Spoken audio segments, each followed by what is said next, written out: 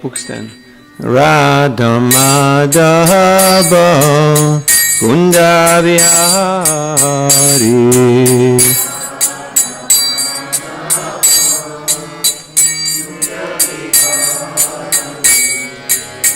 Govidana Vallabha Girivardhari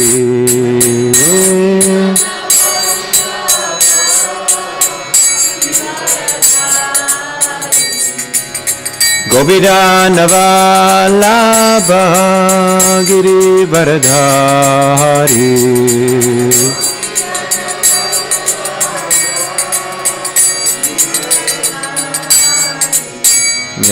Yasodanandana Bradadana Ranjana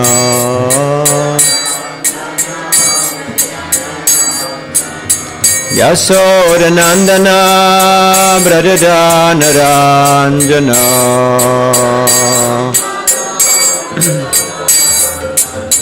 Yamuna Tira Vanachari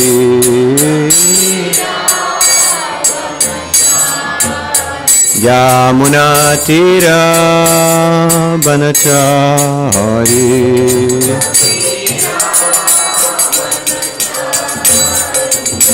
Jayo Radha Madhava Kunda Vihari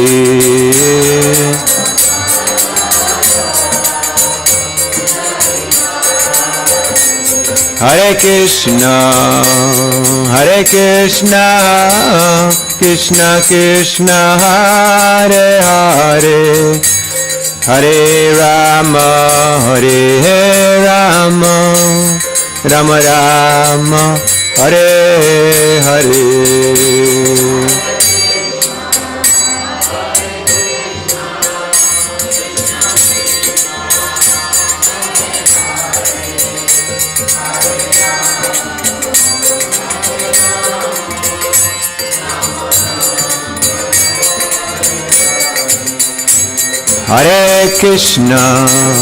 Hare Krishna Krishna Krishna Hare Hare Hare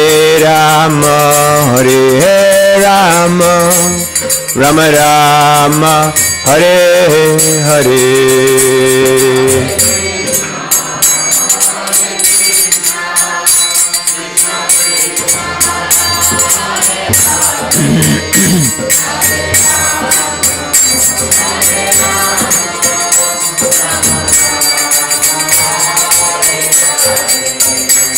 Hare Krishna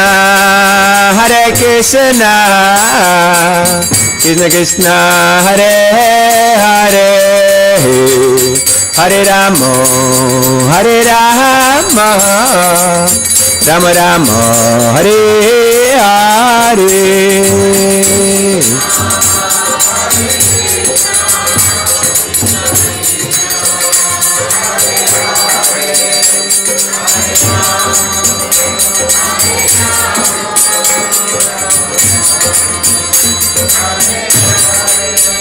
Jayo Prabhupada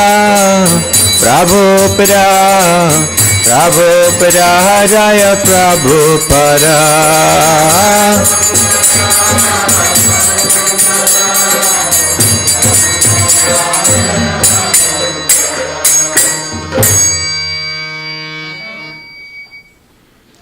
Srila Prabhupada ki jai, Harinam Sankirtan Yogya ki jai, Shri Balaram Purnima ki jai, Hare Krishna.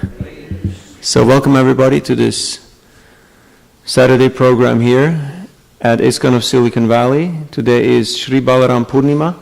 It is a very special festival day for us, the appearance day of Shri Balaram. And for a newcomer, a person who is here for the first time, they may be a little puzzled when you come to the temple for the first time and you approach the altar and you ask anybody, so who is this person here standing playing the flute? Then the natural explanation is Krishna.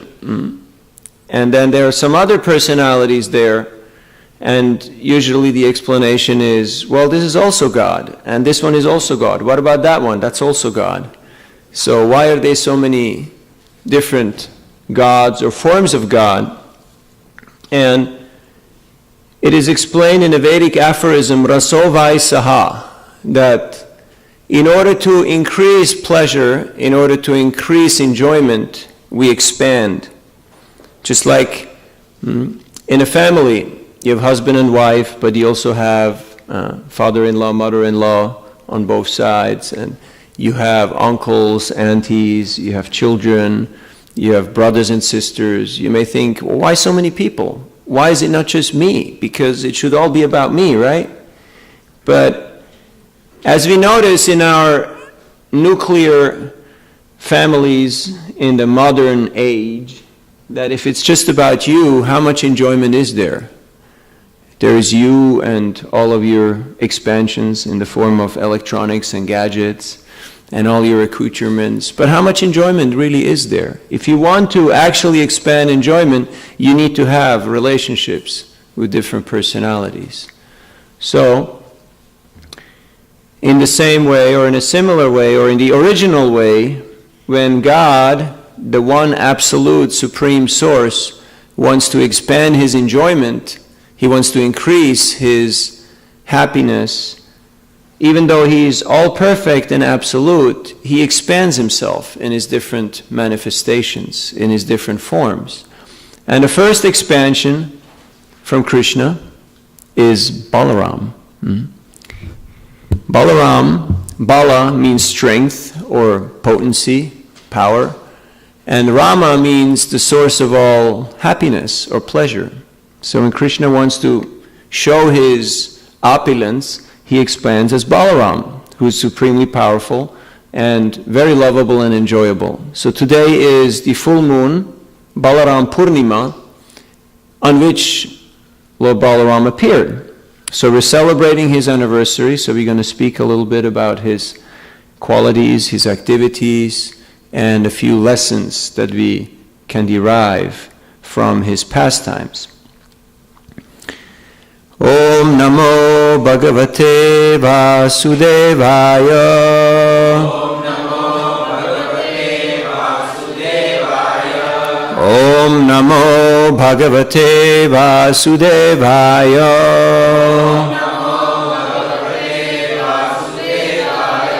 Om Namo Bhagavate Vasudevaya.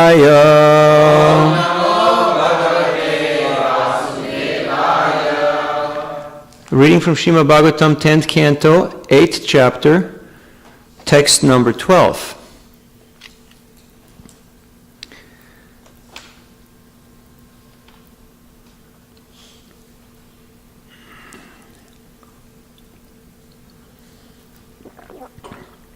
Ten, 8, 12.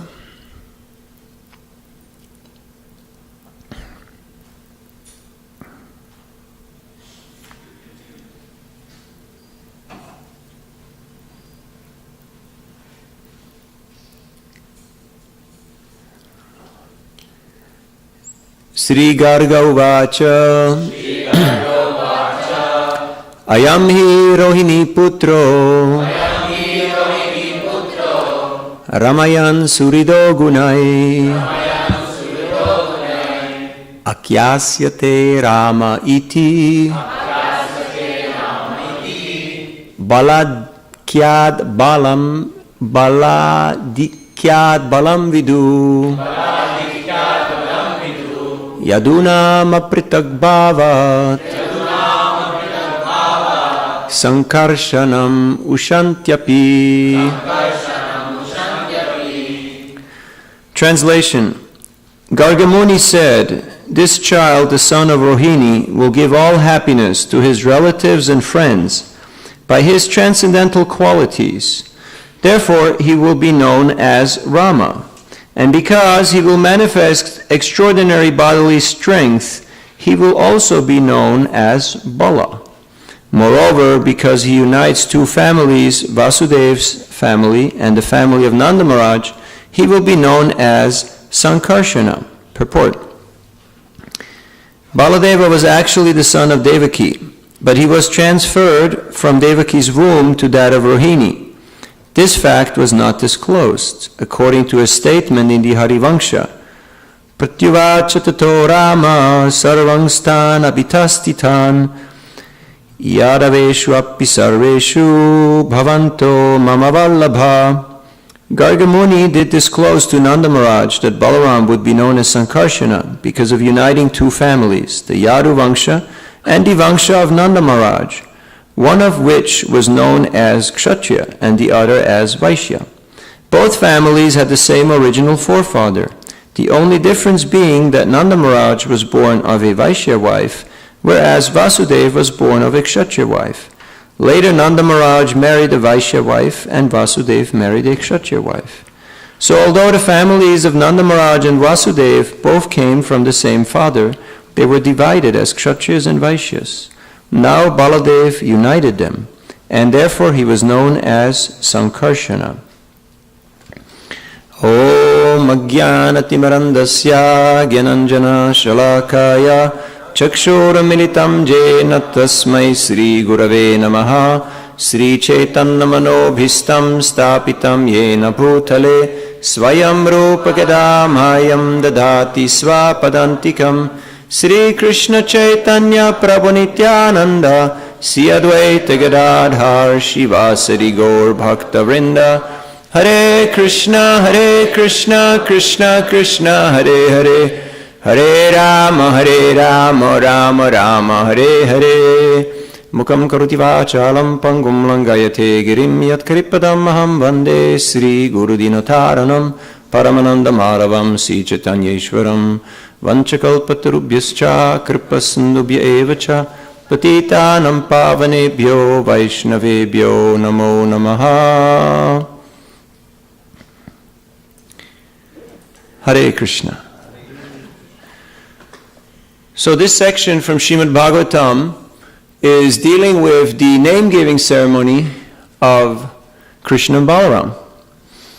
When Krishna and Balaram were born in Gokul Mahavan, Nanda Baba, he very happily wanted to perform the name-giving ceremony. In Vedic culture, there's a lot of festivals. There's a lot of events that are related to the well-being and the auspiciousness of the living entity. And one of them is the name-giving ceremony. So Nanda Baba, he had Garga Muni, who is the family priest. He wanted him to perform this auspicious function of giving the names to the children. In Vedic tradition, the name is not given right at the moment when the child appears, but a little bit later. Because it is understood that when the child just appears, there are other things to worry about. And not what's the name going to be. Because life and death are joined at this juncture, and there are usually other concerns at the time of birth. So the name-giving ceremony is performed sometime later on, and it is a very important ceremony. And Garga Muni, who was the priest, he was the Purohit, he was performing all the functions. He was called to perform this activity, but there was some concern because of the current regime of Kamsa. And Kamsa was very envious, and so he was plotting. And Garga Muni, being the priest of Vasudeva, so he could construe that these are the children of Vasudeva. So there was some concern that they did not want this to leak out. Therefore, they performed this name-giving ceremony, not in grandeur, in great public display, but in the cowshed, in a private place. So here, Garga Muni is speaking about Balaram, who is the older brother, who was firstborn. Today's Purnima, and Janma Astami will be 8 days from now.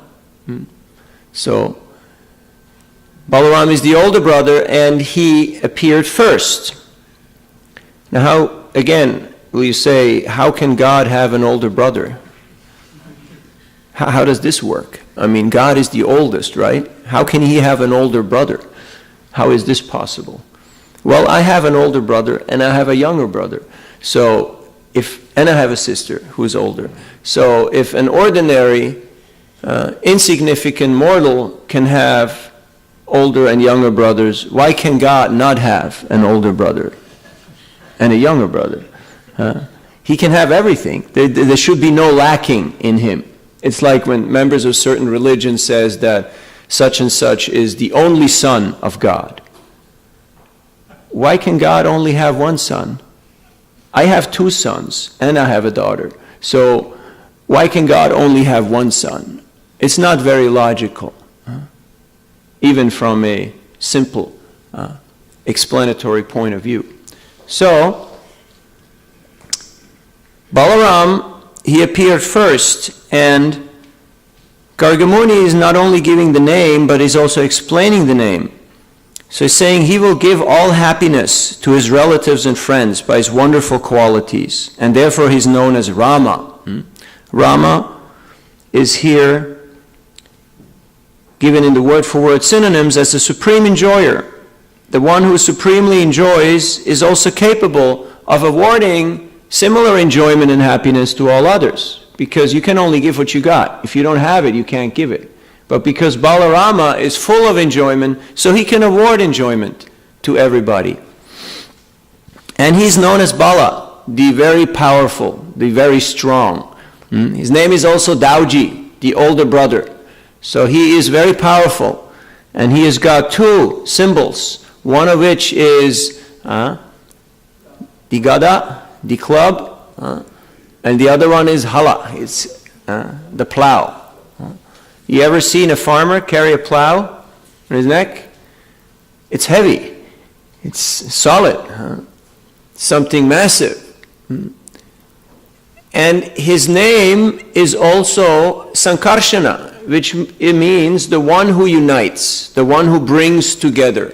He's uniting these two families because he's known as the son of Rohini. Rohini is one of the wives of Vasudeva. So Vasudeva and Nanda Baba, they are brothers, or you can say half brothers. They have the same father but a different mother. So Baladev or Balarama, he appeared from Rohini, and he was here in Gokul Mahavan, and he brought these two families very close together. He joined them. That is the nature, the function of Balaram. And this is a quality that we will elaborate upon in our small discourse, in our small presentation here today. So it is important to illuminate the qualities of who is Balaram. The tattva, the truth, the substance. Who is Balaram and what does he do and how does he do it? Now, of course, as insignificant living entities, a lot of these things are incomprehensible for our understanding. Achintya kaluye tangstarkena nayojayet. We cannot appreciate the potency, the magnanimity of the Supreme without accepting that his Shakti, his potency is beyond our level of comprehension. Even the idea, the concept that somebody can expand is a little hard to fathom.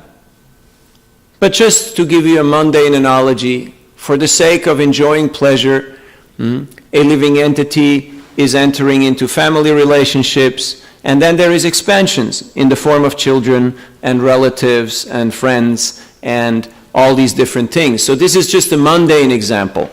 And it takes a lot of work, it takes a lot of struggle to maintain this establishment. But God, because He's all-powerful, He can expand simply by His own sweet will. Svabhaviki jnana bala kriyacha. Simply by His own desire, these expansions take place, seemingly automatically, without Him even being fully aware of them.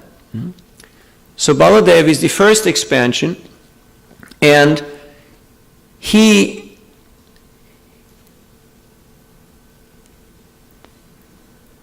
is living to serve and please Krishna, because the part is always in connection with the whole. Now, Baladev himself, he is the Supreme Personality of Godhead, and from him emanate or expand all the different Vishnu forms, all the different potencies that we experience here in this world. Balaram is the source of them. And he is serving Krishna in many wonderful ways, in all the different rasas, in all the different mellows or relationships. The first rasa or mellow relationship is Shantaras, the mood of neutrality, of just existence. For instance, the spiritual world and the holy places, the Dham is an expansion of Balaram. That is his potency. Also, he expands as the shoes. He expands as the clothes. He expands as the different ornaments. All the things that have a neutral, a subservient but neutral relationship. Balaram expands as them to do service, to please Krishna. Then, as a servant, he appears in the mood of doing any kind of menial services to please Krishna. We see when Krishna and Balaram are out playing in the pastures of Vrindavan, oftentimes from playing very vigorously, they become a little tired. And so they lay down under some tree, and oftentimes it is seen that Balaram is fanning Krishna or is massaging Krishna's legs. He's doing simple activities to give pleasure to Krishna. And then in a brotherly mood, of course, he is always there assisting Krishna in all his plans and performing all his pranks, all his different playful, naughty activities. Balaram is always right there with Krishna. Whether it be teasing the cows, the small calves, and taking hold of their tails and then being pulled through the cow dung of Braj, or it be feeding milk and butter and yogurt to the monkeys. Balaram is always there. It's not that, oh, this is just Krishna's pastime. No, Balaram is always there. And then he's in a parental mood, in a superior role as the older brother. He is always eager to protect Krishna from any type of enemy, from any type of danger that may come from animals or from demons or from other circumstances. He's always there, ready to protect Krishna. And as Ananga Manjari, Srimati Radharani's younger sister, he is also assisting the Lord's pastime in a conjugal mood. So, in this way, Lord Balaram is the supreme servant, because he is serving Krishna in all the different mellows, all the different rasas. That is very inspiring to see, because sometimes we think, oh no, this is just the way who I am and I cannot do anything else. This is just me. I'm just, a one-trick pony. I can only do this one thing. But then think of Balaram, come on, just, be a little versatile, be a little flexible. Try to find maybe there's another way you could also like to serve. Like now Janmashtami is coming up, just in 8 days. And somehow by Krishna's arrangement, it's going to be on a public holiday. Huh? And instead of the usual 5,000 to 7,000 people, there may be 10,000 people who show up here in this wonderful little temple. Now how are we going to pull this off? You imagine 10,000 people come to your home? Just the thought of it creates some anxiety, right? 10,000 people are going to show up in my home. No, cancel it. We're not going to do it. Yes, they're going to come. They're going to be here in 8 days. So, and naturally, yes, this is called positive anxiety or healthy stress. When you see an occasion and you need to rise to that occasion, and you need to make plans on how to take care of those guests. And that is also Balaram's potency. So right now in these 8 days, we have some time to do the planning and the preparation and the delegation and the empowerment so that everything can actually happen in a very blissful and in a very wonderful way. All these leelas, all these pastimes are taking place as seemingly effortless. There's no one there as a master of ceremony. There's no one there shouting commands and doing crowd control. Yogamaya and Purnamasi, they're just orchestrating everything, seemingly without even any effort. So in a similar way, the devotees who are dedicating themselves in a similar service mood of love and cooperation, of unity and diversity, they also become empowered to serve Krishna in incredible ways. But of course, there's freedom, there is free will. We can always say, no, I'm not going to do it. This is what you get from me, and you won't get anything else. And that's possible. That's our own freedom. So, but if we want to get that joy, that happiness that is emanating from Balaram, then we should try to get into the similar mood like Balaram of being a bit versatile and accommodative and trying to serve in whichever way necessary. Just like in a previous incarnation, we just heard this beautiful bhajan, Dasavatar Stotram. When the Supreme Personality Godhead appeared as Lord Ramachandra, his brother appeared as Lakshman, and he was the younger brother.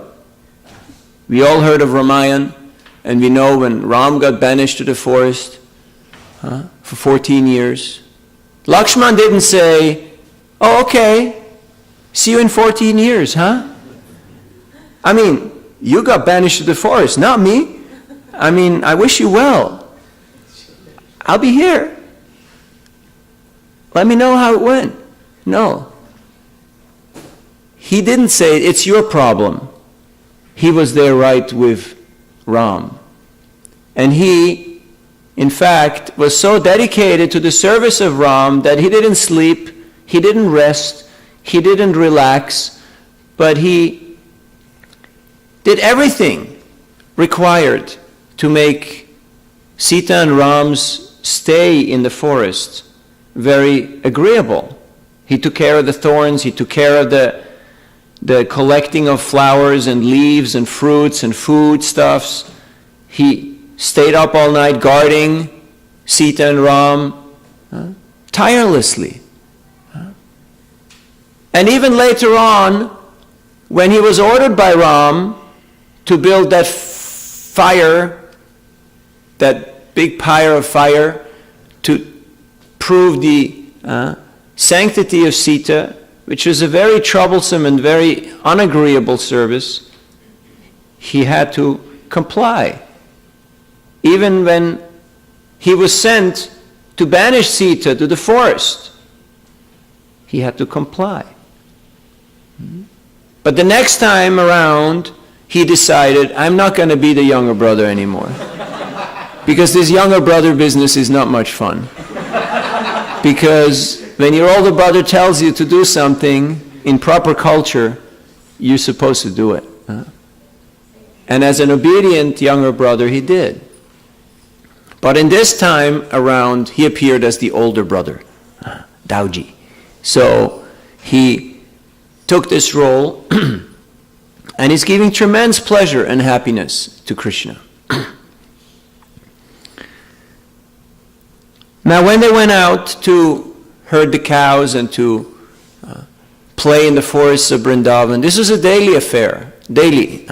They used to go out herding the cows, and when they entered the forest of Vrindavan, even though they were well dressed and decorated by their loving mothers, they picked up a lot of twigs and flowers and fruits and different minerals from the ground, and they painted themselves and adorned themselves with these luxuriant items that they picked up while they entered the forest of Vrindavan.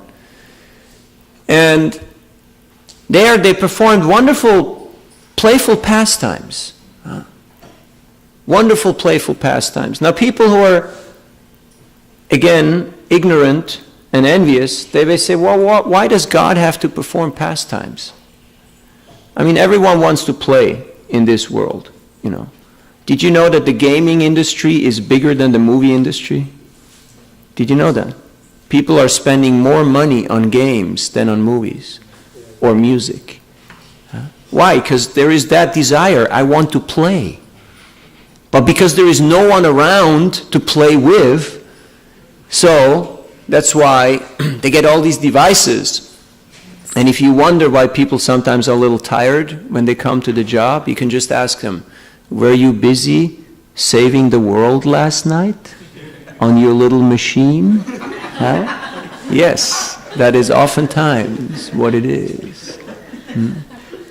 But the Kaur boys, they did not have to invent all these things, because naturally they would play with each other, and any situation was good enough to call for a play. Their mothers had given them lunch bags. So they didn't just have a picnic, but they were snatching each other's lunch bags and throwing them to somebody else. And then the other boy started running to that place, and then they passed it on to another one and to another one, till that boy started crying and everybody was laughing. And then they gave the lunch bag back. That's what boys do, right? Now girls may not be able to relate to that so much. They think like, that's not very nice, you know, but that's why they're boys, you know.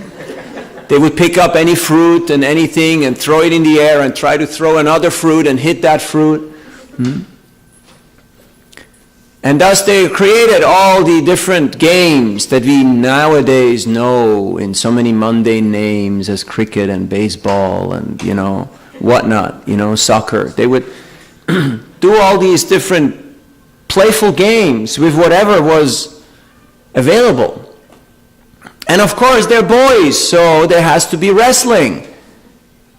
There has to be wrestling. And everybody wants to be the strongest, and everybody wants to be on top. And then whoever loses has to carry the winners on their backs. So one fine day, they had a game, as always, and they performed a wrestling match. But on that day, there was one Kaur boy who could not come. He had something to do. He had some chores at home. And there was one demon who took the disguise of that boy, Pralambasura. Now, as a demon, when we hear demon, we think like ferocious teeth and a lot of hair and big claws. But they have mystic powers. So he disguised himself in the form of that boy. He looked exactly like that Kaur boy. Now that's the most dangerous thing. If you have an enemy who is disguising himself, you have a spy. Why you have to wear all these badges and do all these, you know, authenticating passwords and security checks all the time to make sure there is no spy?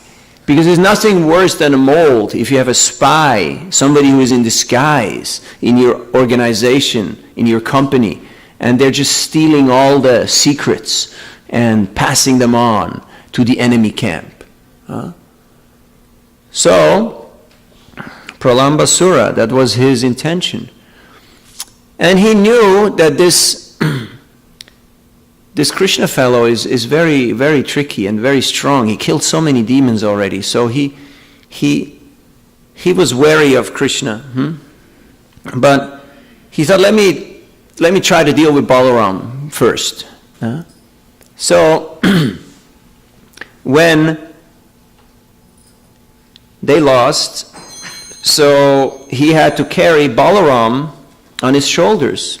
So he picked up Balaram and he ran with him because there was a certain agreement that you had to carry the winning party to a certain place and then drop him. But he kept on running and running and running. And Balaram, Krishna knew what was going on, but he was playing along because he thought, oh, this is fun, This is going to be fun. This is going to be a good one. Let's see what Balaram does with this fellow. And Balaram, because Yoga Maya, the internal potency, this Lila Shakti, can cover Krishna. Because if you want to truly enjoy, you have to forget about everything and totally get absorbed in the activity. If you continuously remember, all the different codes and all the different things, you cannot have a life.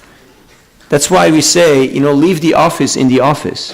That's why people nowadays don't really have a life, because their job goes with them wherever they go. They have to be on call 24/7. There is no more such a thing as I'm off the grid. You know what I'm talking about? Can you relate to what I'm trying to get at? So, and even though you may get a free salad and a free bottle of coconut water, you're putting in 12, 14, or 24 hours. Just made that salad and coconut water a little expensive. I'd rather pay the 40 rupees or the $4 and buy it whenever I feel like I need it and have my life, have my freedom. Not to, criticize corporate culture, but if you want to have a life, you need to make sure that you can be in an environment where you can be playful and where you can drop your guard and just get absorbed in what actual life is. And that means having relationships with people. So Balaram realized, oh, he's really taking off. He's really running fast. He's really going somewhere, but this is going a little too far. So he looked, and then he saw that this seemingly friendly cowboy all of a sudden transformed into a ferocious demon, into a very strong and powerful personality. So Balaram, who is the source of all strength, from him expands all the Vishnu forms, so he became heavier. So that demon also expanded, and Balaram also, he just increased his weight. So Pralambasura took on a huge, gigantic form, and he flew off into the sky and wanted to take away Balaram and finish him off. So when Balaram saw that, he thought, now he's going a little too far. This is not play anymore. This is getting serious business here. So with one punch, he whacked him, and he smashed his head. And red blood started oozing out, and he crashed to the ground. And Balaram was playing on his body. And all the Kaura boys were clapping their hands and saying, well done, wonderful. You done great job. Shri Balaram ki. Now people may think, what is this? God is smashing somebody on the head and there is blood oozing. Again, boys can enjoy this, you know. There has to be a little bit of that rasa, that chivalrous rasa of fighting, and it's part of the nature. We have to understand, in order to experience rasa or taste, there has to be variety. There has to be different natures. There has to be different flavors. If everyone's the same, it wouldn't work, right? If there would only be one color. And I know for young girls, the only color that's acceptable is pink, right? That's the only color that's acceptable. But then, after some time, other things also come into the picture. So, and Pralambasura, he is representing the lust for the company of the opposite sex and the desire for profit, adoration, and distinction. So, Bhaktivinoda Thakur, he explains that all these demons, all these enemies, they represent some demon, some tendency that's there in our own hearts that we can take notice of and that we become aware of. And with the help of Balaram, with the help of the spiritual master and our own efforts, we can overcome them. Why does he represent that? He was not happy to play along to just increase the enjoyment of Krishna and Balaram. He had his own agenda. He had his own plan. But he infiltrated the organization. And he took on a form in disguise. For what? For his own purpose, for his own dubious goals. So, we have to be careful not to fall into that trap. Because the tendency of the living entity is to always think, oh, why not do my own thing? Why not make my own little arrangement here? Because only in this way I can actually be happy. That is the nature of Pralambasura. How to control others, how to exploit others, how to enjoy others. And it is being exposed by Balaram. So, another day, they were again playing, and the boys, they never run out of ideas, because that's the nature of boys. If you ever have a house, just make sure all the things that are somewhat dangerous, they're stored safely away and locked up, because the boys will certainly find them, and they will find ways in how to cause danger to themselves and the world. So, speaking from experience,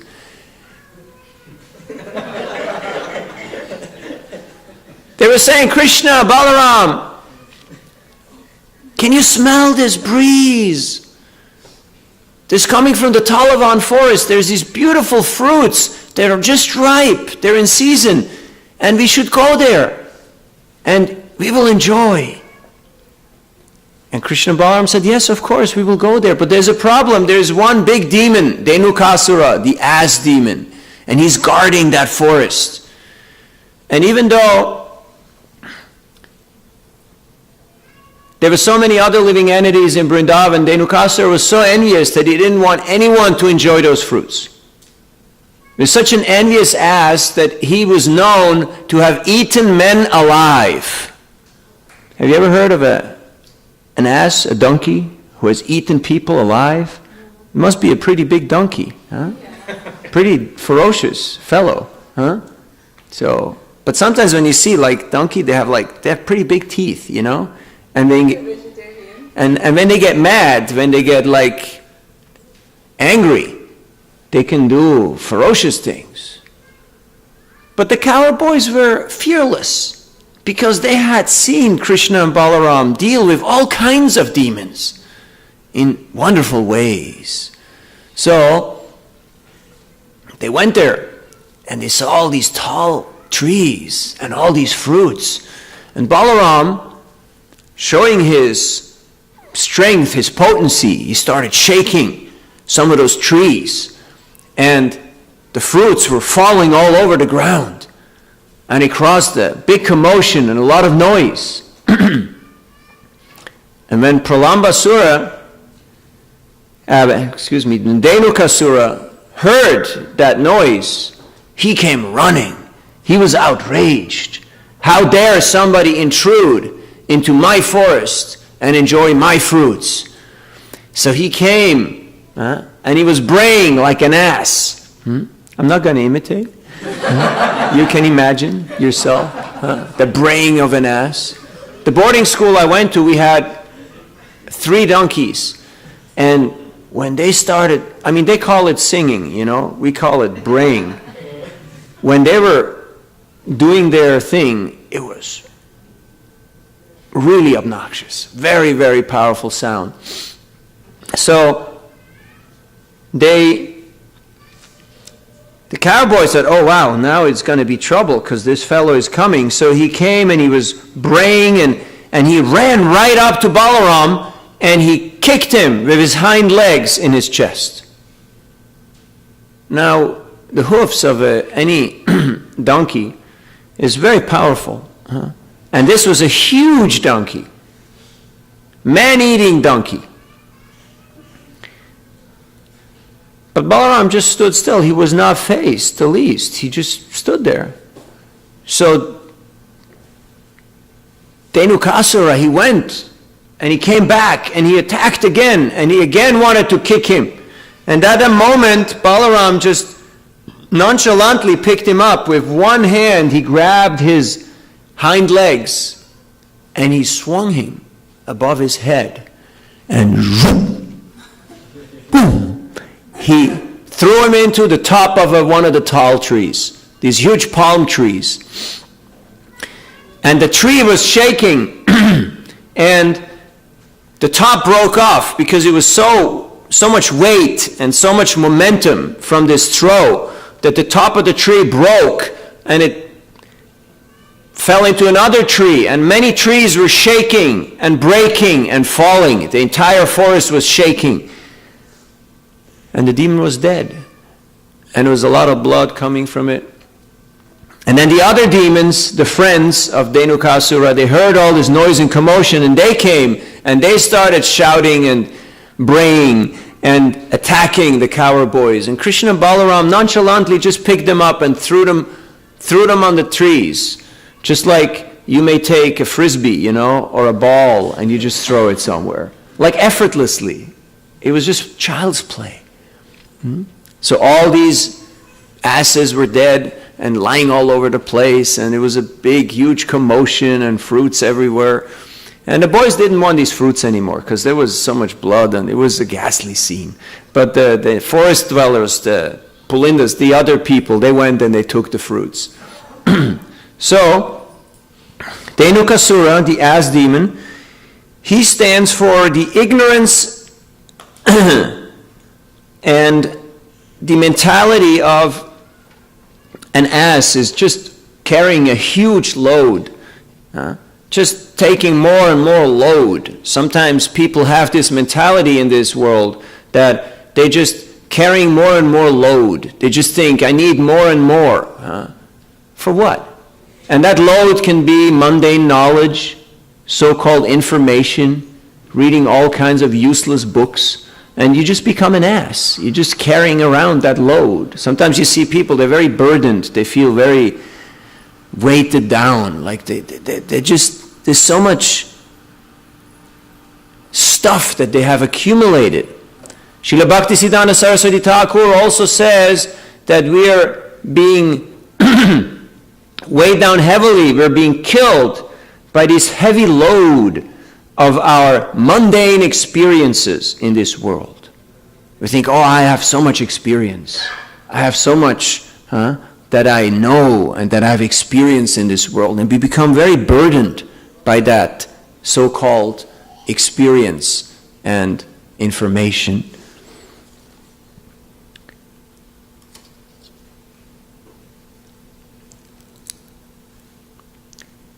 Then Balaram had another encounter with a very interesting personality. Could somebody, thank you. And that fellow, his name was Dvivida Gorilla. Dvivida Gorilla and his accomplice, Menda, they were actually soldiers in the army of Ram. They were actually in Jambavan's army. But because Dvivida Gorilla was envious of Lakshman, and he appreciated Ram, but he could not accept Lakshman, because he was envious of him. And because of that envy, he fell down. And he got into bad company, and namely Narakasura. And because of that demoniac association, he became envious of Krishna and Balaram. And he wanted to kill them. So, which shows that if a person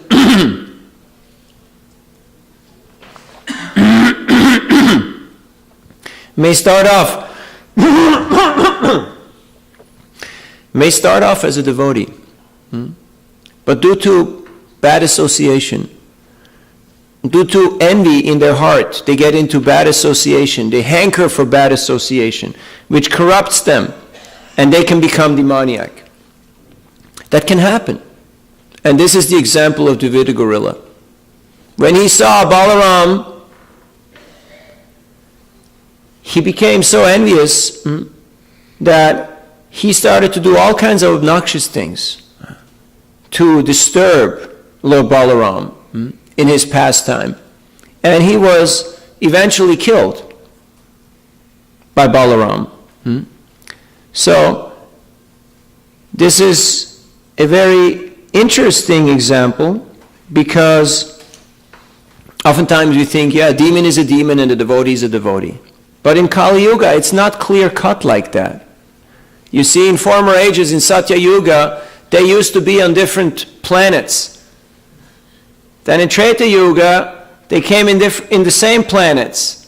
In Dwapara Yuga, they came in the same family. In Kali Yuga, maybe in the same person.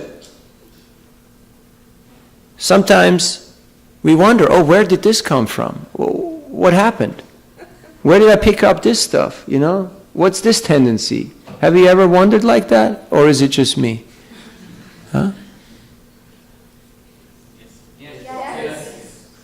Thank you for your honesty. So, today is a good day to introspect and to take shelter of Lord Balaram and to take inventory. Is there anyone out there that I'm envious of? Is there anybody and envy is the inability to tolerate the eminence of someone else.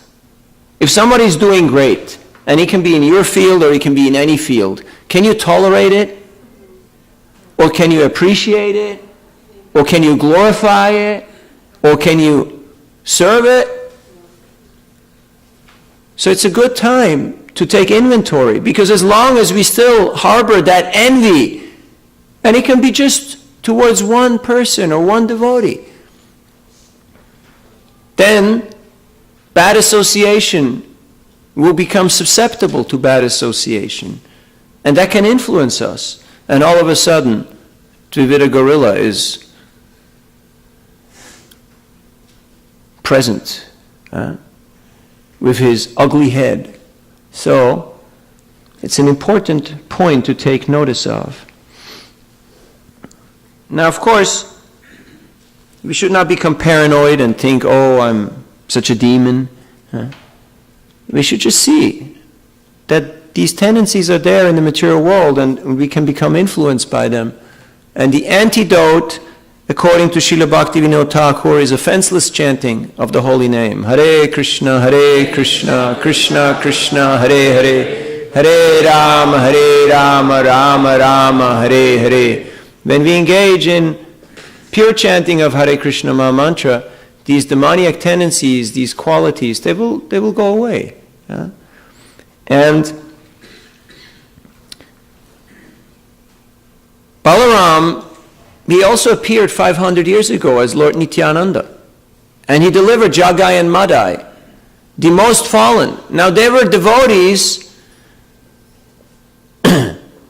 People could say they were not devotees, but initially they were from Brahmin families. They were very high class. They had a very good background. But because of degraded activities, they were living first-class rascal lives. They were drunkards, womanizers, criminals of the highest degree. Very low-class characters. But Lord Nityananda had taken this mission of Lord Chaitanya of helping all living entities by giving them Krishna consciousness, so he contacted them. And he said, the Lord will be known as truly merciful if I can make these two fellows, if I can make them devotees.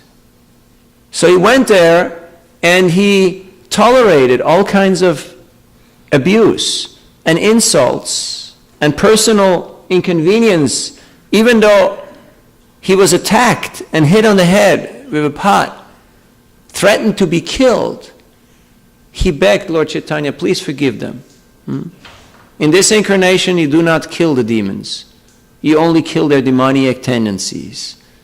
Just see Madai, he wanted to protect me. He actually stood up for me. He did something good.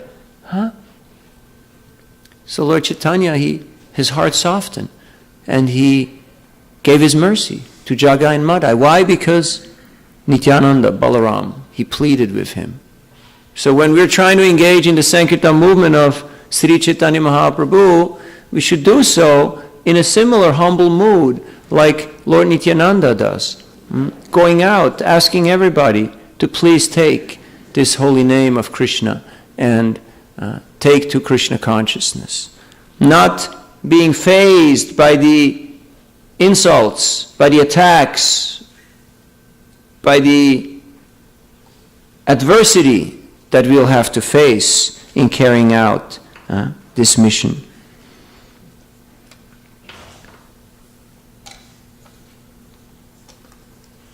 So in the similar way that this demon,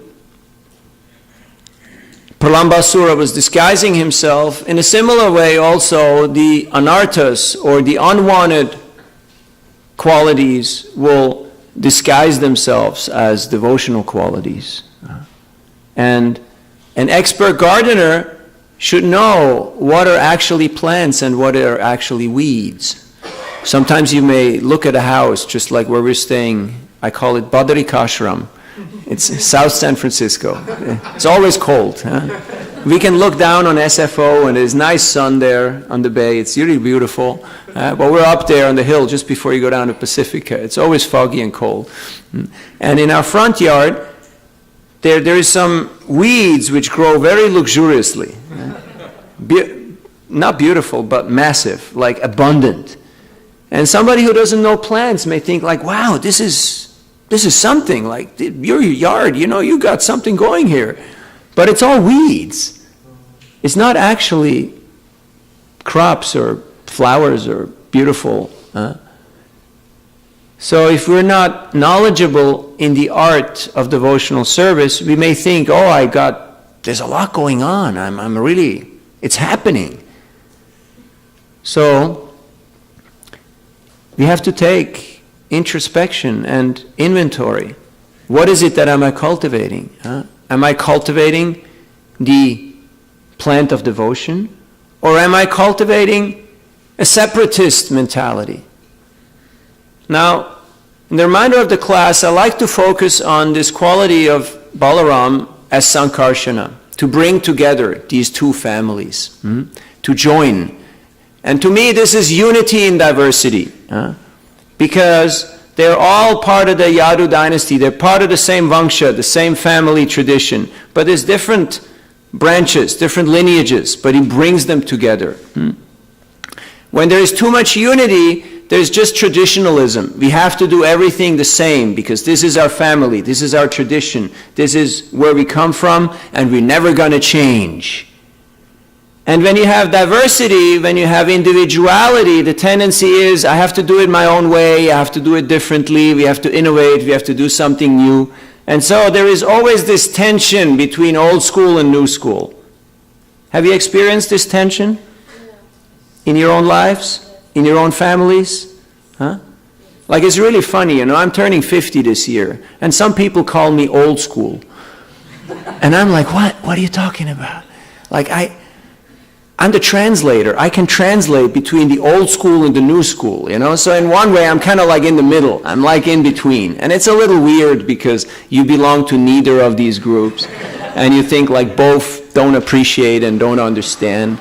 But as we started off this class, if you want to create rasa or experience or enjoyment, there has to be diversity. There has to be variety. It can't be all the same. It's clear, right? But in order to have continuity, to have tradition, and to have an ongoing experience, there has to be also tradition. There has to be a certain discipline, a certain chain of thought that has to be conveyed. So Balaram, the spiritual master, he's making sure that both are accommodated. The aspect of tradition and the aspect of innovation. Sometimes people stress too much the aspect of tradition and it ends up in being inertia. Nothing moves. It becomes stagnant and it can die. And sometimes the aspect of diversity or innovation is stressed too much and there's always new. We have to do new things all the time and then there's no more substance and the culture does not get communicated and the whole thing is lost also. So by taking guidance from our spiritual masters, from our mentors and guides, from our senior friends, we can imbibe some of that principle of sankarshana, of joining together the tradition and the innovation. And that's very important in all our lives. Individually, as a family, as a society, as a spiritual organization. Otherwise we get stuck. Or we lose sight of what is the actual meaning, what is the actual purpose. And Srila Prabhupada, our founder, he very beautifully did that by transplanting this eternal culture of Krishna consciousness and teaching the principles, not the details so much, but the principles of Krishna consciousness, and leaving the details up to the local time, place, and circumstance. So, now we have over 800 branches of the ISKCON movement, and this ISKCON of Silicon Valley is one of them, luxuriantly growing branch. And every branch has a few affiliates. There's a few non-profits, there's a few organizations, there's so many outreach departments that are there. And they have some freedom, they have some individual interests and set up an organization. Sometimes you may, for a legalistic or an administrative purpose, they may even be a different organization. But they should always be in the same mood and spirit like Balaram. How can I please Krishna? Just like we have so many parts of our body, but they all want to serve the body. They all want to make the body happy, feed the body, keep the body well, keep the body healthy, keep the body safe. Otherwise, if one part of the body decides, no, I'm independent now, I'm going to go do my own thing now. This is called insanity. It's not a healthy state of being. In the same way, we have 800, in a similar way, we have 800 branches. Every branch has a few affiliates. There's a few thousand ISKCON affiliates. Now, are they friendly? Are they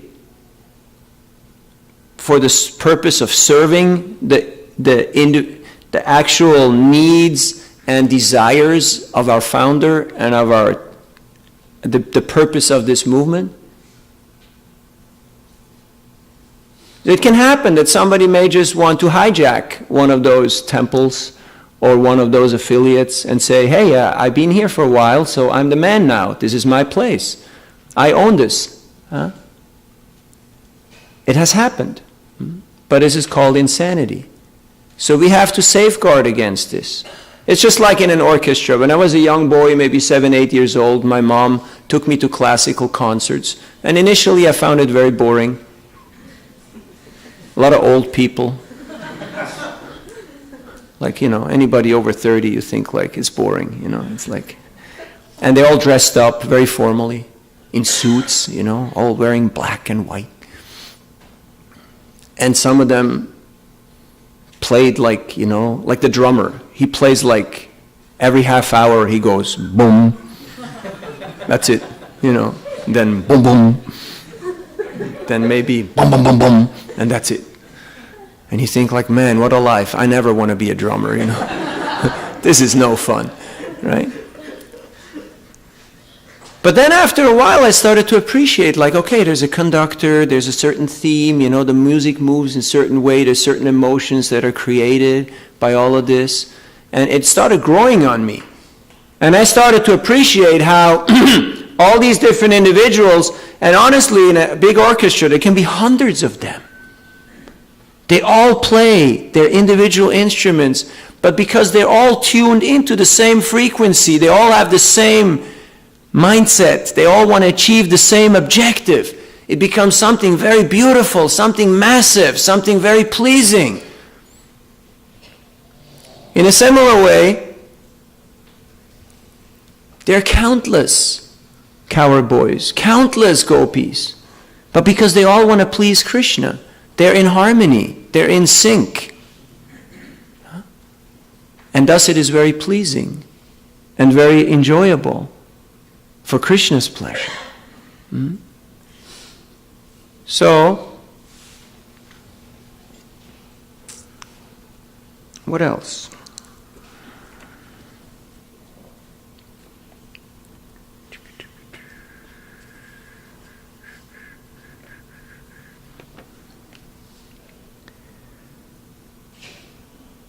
So today is a wonderful day to absorb ourselves in the pastimes of Baladev, who also showed us how to deal in all the situations perfectly. He was a magnanimous teacher. He was really expert in the art of fighting with the club. And both Bhimasen and Duryodhana were his students. Even though they were opponents, but he taught both of them.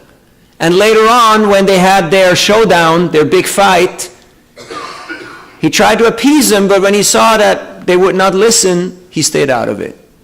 Even when the Battle of Kurukshetra was happening, he went off on pilgrimage. He did not get involved.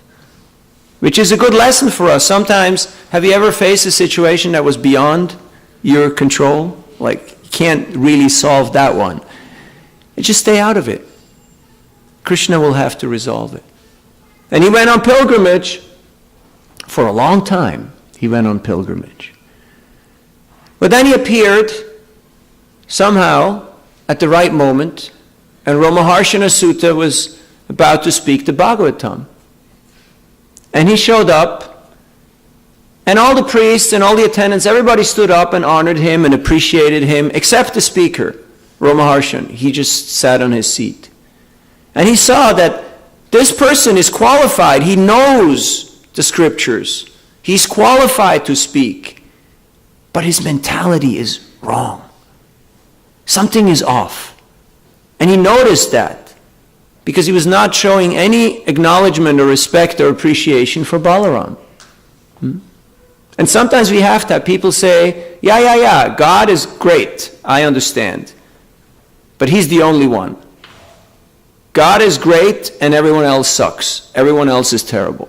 I do not accept any teacher. I do not accept any process. I do not respect anybody, but God is great. Now, how great is God if he cannot have any devotees? If there is no one else that's good enough to be respected, then how great is God? Or how true is our appreciation or worship of him. So Balaram saw there was a mistake in the mentality. So he took one blade of kusha grass, and with that one blade of grass, he just touched Romaharshan Sutta, and poof, he killed him. He liberated him. And the sages became a little disturbed because they had just given him the blessing for a long life and for, wonderful, wonderful things. And he was supposed to speak the Bhagavatam, and he just killed the Bhagavatam speaker, That's Balaram. That's the Lord. He can do these things. So they voiced their concern, and Balaram said, no problem. I bring him back. I will, I'll bring him back. They said, no, he's already gone. Let him be gone. But please make sure you uphold our benedictions. So he transferred these benedictions to Sutta Goswami, who is the son of Romaharshan, who then became the speaker of the Bhagavatam. And they gave him some advice that would be nice if you could, there's this Balvala, there's this demon who is always really giving us a hard time by showering all these obnoxious things on our sacrifice. So if you can take care of him and go on pilgrimage, we really like that. Then that's what he did. So Balaram, even though being the Supreme Lord himself, he was always subservient to the Brahmins. And he fulfilled their wishes. Who else do we got here on the list? That's pretty much it.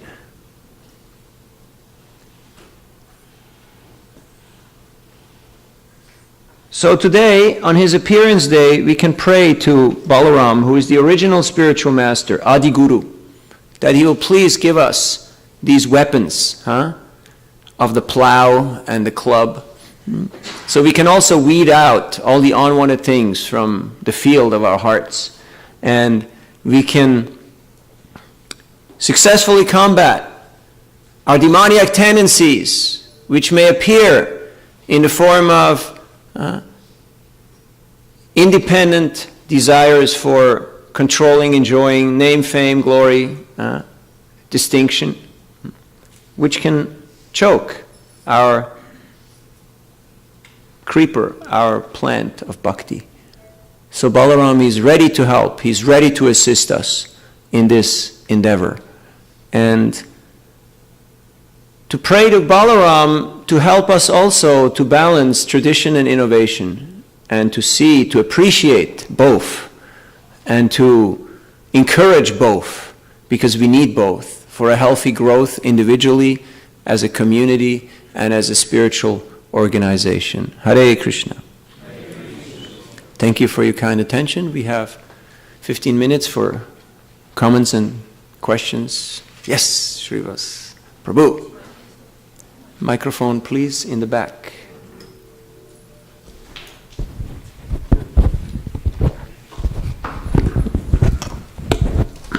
Thank you, Navina Nirada Prabhu, for a very nice class. You went through, starting from Rasovaisaha. Thank you.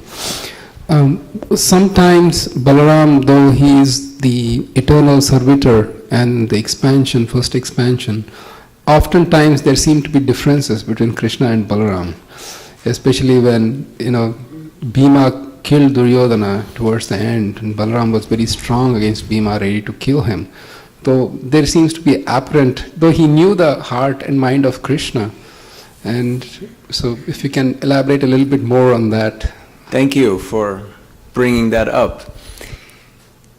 In order, again, for rasa to manifest its full height, there has to be differences and there has to be seeming opposition.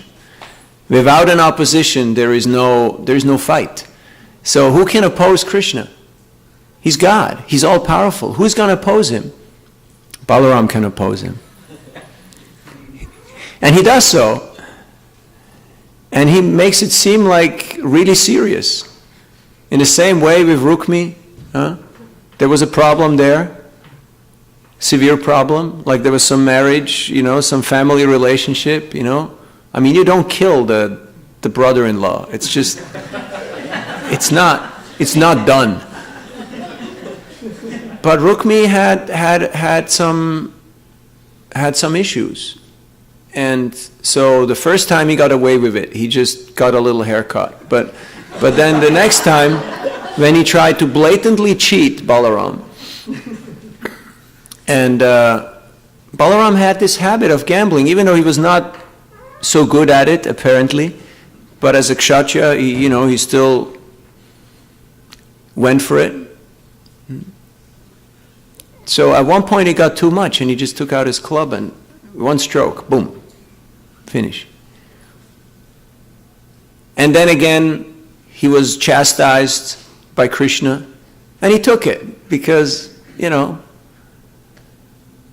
So, opposition is not a bad thing.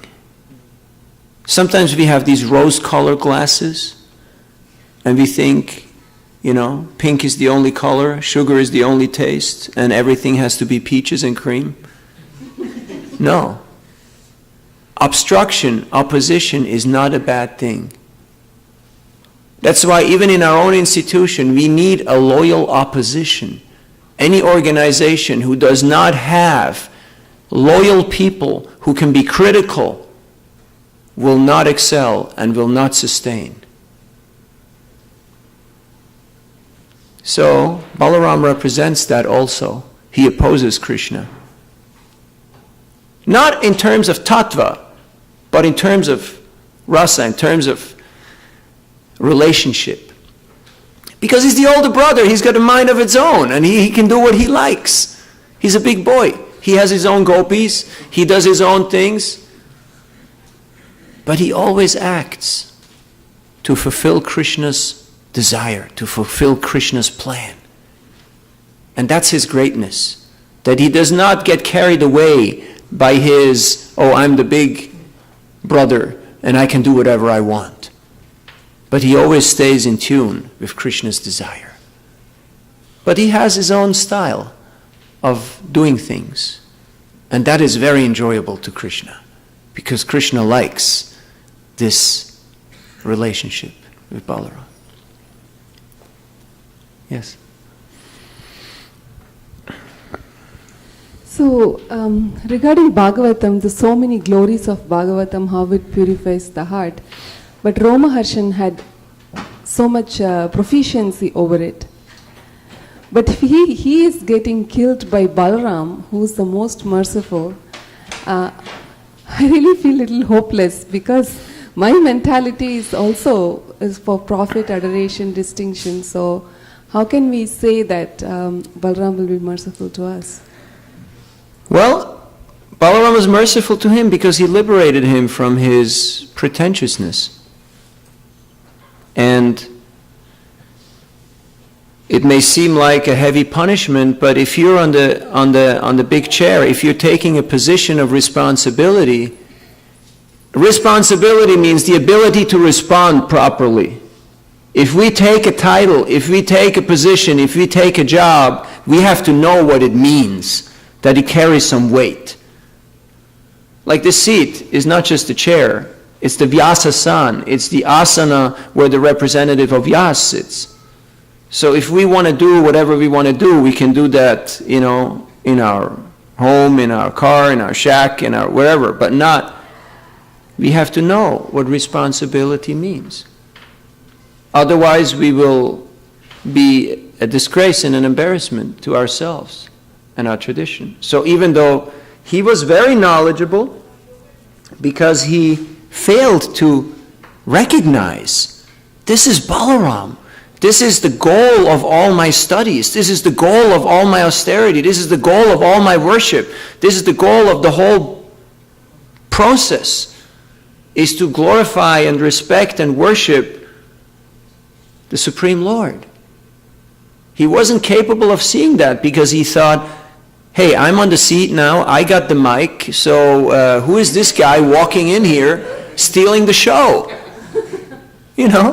And it can happen to any one of us in smaller or bigger ways.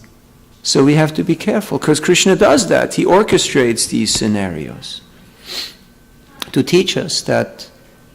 And that's what makes Krishna so unique, because he's more interested in our spiritual advancement than in that so-called situation that may have gone a little sour. Yes, the situation went a little sour, but Balaram, he smoothed it out. He dealt with it because that's his ability. And he wanted to make that point, very strong but very important point, that you can do everything right, but if you still harbor envy and you still harbor jealousy and you still harbor animosity towards a devotee, what to speak of God, it will backfire, will be the cause of destruction. But he's also Lord Nityananda, who is the most merciful, and he's very, very kind and forgiving. We know the story, how he got Lord Chaitanya to come to the home of that fallen person, and he somehow got that person in touch with Lord Chaitanya, even though he was not in a good situation. So even though we also, personally speaking, may have so many different shortcomings and conflicting ideas and thoughts and background, but if we appreciate the mercy of Lord Nityananda, then there is hope that Lord Chaitanya will glance upon us with his benevolent smile. Is that okay? Mayapur Bihari and Hare Krishna. after. Prabhuji, this is regarding, interpretation of the first expansion understanding. Maybe because of our background, incorrect understanding of who's Balaram. Now, even today if I would say that Vishnu came from Balaram, or, Narayan came from Balaram, I would say to 90% people in India, I'm not sure how it, in fact that is also our understanding, honestly, before I joined ISKCON, that Vishnu is lying in Balaram in form of Anantshesh, is serving Vishnu. So Krishna, Vishnu, Narayan, that is one series, and Balaram, Lakshman, Nityanand, that is a parallel series. But it's not this 1, 2, 3, 4. So first of all, I'm completely confused. I'm not sure if my question is even been expressed. But there has been a lot of confusion, at least in my mind, about Balaram being above Vishnu when Balaram in form of Anant Shesh is serving Lord Vishnu, and so on for so on. So please help clarify this confusion. Thank you for exposing my ignorance. There's no confusion and no contradiction, because Krishna appears in his different manifestations in order to fulfill his purpose of creation, maintenance, and annihilation. Everything emanates from Krishna. He is the summum bonum. Ete chang sakala pusa Krishnas tu Bhagavan Swayam. So everything emanates from him. That point is understood, right? Okay.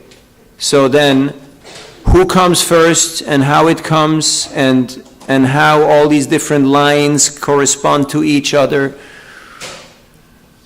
You can ask that to a person like Hanumat Preshak Swami or Bhanu Swami Maharaj. They are like, they have a Pentium, I don't know what is it now, Pentium 10 or what's the new? i7. They have like a different processor, so they can do all that. I'm a simple guy. So I appreciate when they like make the stars appear in the sky, and do all these fancy. It's there in our Vaishnava theology. So I just read it and I repeat it. To fully comprehend it and explain it with realization requires the substance that comes through dedicated practice. We have the faith that what we get from our teachers is correct. But how we can understand it, a lot of people will not be able to appreciate because they will always keep on arguing for the sake of argument. Oh, what about this? Oh, what about that? But in Mahabharata it says this, and in Ramayana it says that, and over there it says that. And you can go on till the cows come home, or or till the rush hour traffic is over. And that will take a long time. So we understood what we gotten from Srila Prabhupada. Then there are other Goswami literatures also who go into details and they show a few of those things. But still it's based on faith. Do we believe? Do we trust? How can we test this information?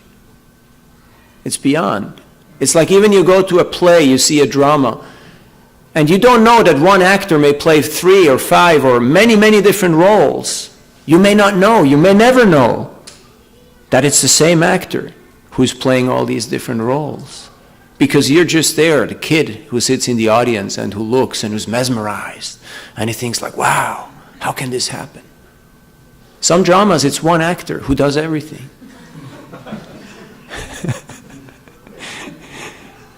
And Krishna is the supreme magician, so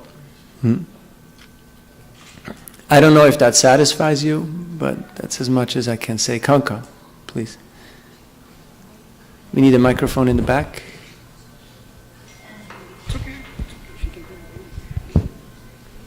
Thank you, Prabhu, for your class. It was really wonderful. One of the things that Srila Prabhupada talked about was the candle example. Yes. How from each candle, so if you think about it, like if there was a whole bunch of candles lit, we would forget which one was the original candle or which one was the first candle, or, so it's, I don't know how important it is to know if Vishnu is first, or just that Prabhupada said Balaram was the first expansion, and that he's, the servitor and the pleasure. So wonderful how you described it. And also your description of the Talavan forest was really great, and I just wanted to share a song that we learned when I was a preschool teacher. They were written by my god sister Jamini, who wrote many songs about Krishna's pastimes. And right now, if everyone can say a prayer about her, to her, for her, she's in the process right now of passing, but she wrote so many beautiful children's songs, and this is one of them. Today in the forest of Talavan, Lord Krishna and Balaram killed the Dhenukasura by wielding him around and around. Haribol.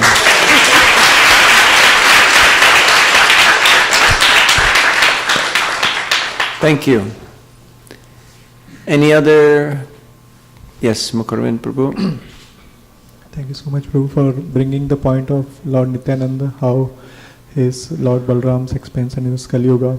And I was remembering once I asked my spiritual master, like we had 2 ways, like we can go to corporate and do some preaching, going corporate to corporate, or otherwise just we invite them here in one central place and let them come. So whoever wants to come, he told, we are followers of Lord Nityananda Prabhu. Nityananda Prabhu and Chaitanya Mahaprabhu, they went door to door, and that's what we have to do. That now in this Kali Yuga is corporate, that is, and then we go to door and then preach there. Wherever if people can't come, we go there and preach there. So just remembering when you mentioned that Lord Nityananda, so how he is so merciful that he delivered the Jaga in Mala and then went door to door for preaching.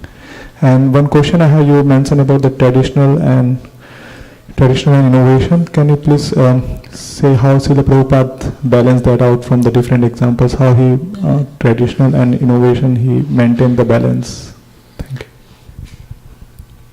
Well, just to give, there's countless examples, but just to give one example, Srila Prabhupada taught us the principles, but the details were adjusted. When Srila Prabhupada brought the Krishna consciousness movement back to India, initially the devotees went out and did Harinam, and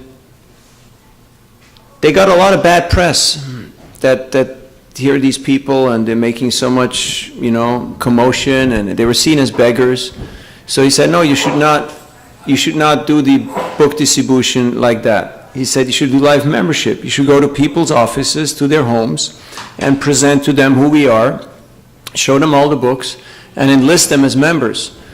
So the principle is Sankirtan. You have to convey the message of the holy name, but the adaptation, the presentation was adjusted to time, place, and circumstance. When he saw that something did not get a positive effect, he was ready to change. He was ready to adapt. He was not stuck on details. Like you go to certain countries, you may not have the same type of foodstuffs. There's just not the same ingredients available. And you just have to adjust, and you just have to do with that. And so that unity in diversity is very much exemplified by Srila Prabhupada and our entire Guru Parampara, who showed us how to understand the actual meaning and import of the teachings rather than getting stuck in rituals and different type of technicalities, and otherwise we're stuck. We can't move forward here because this is the only way how this can work. So the spiritual potency is independent of the method or the system, so to speak. It's there, and that's Balaram's potency, which is working through Parampara, and we can also become empowered by that potency. And it's very wonderful to see, I just finish up on this last point because we'll have the next program just coming up, that Balaram, although he is the older brother, he's taking the subservient, the humble role of making the arrangements for the pleasure of Krishna, which is kind of a seeming contradiction, because the senior is supposed to be the more important and the more glorified and the more, in the center of things. But he takes himself out of the center to give better service to Krishna. And that's giving a good example and a good inspiration for us that we can also try to emulate in our own little ways, because our own mind also tells us, yeah, but you're the senior, but you're the more knowledgeable, you're the more expert, you're the more smart. Has your mind ever told you this? Or is it just me? Huh? It can happen, right? Yes. Okay, then think, Balaram. Just look what Balaram did. He made all the arrangements for Krishna to be glorified and to be happy and to be worshipped. So we can use everything in Krishna's service, if we have the right mentality. Thank you for your kind participation. We wish you all a wonderful Balaram Purnima. Today is also full moon, so it's a good time to take some vrat and prepare ourselves and to make plans, because Krishna is coming. He's appearing in 8 days. So let us get into this mood of how we can serve together in unity and diversity to glorify Krishna through this process of Harinam Sankirtan. Hare Krishna, Krishna Krishna, Hare Hare, Hare Rama, Rama Rama, Hare Hare. Sri Balaram Purnima ki, Sri Balaram Mahotsav ki, Srila Prabhupada ki, Gaur Premanandi. His Grace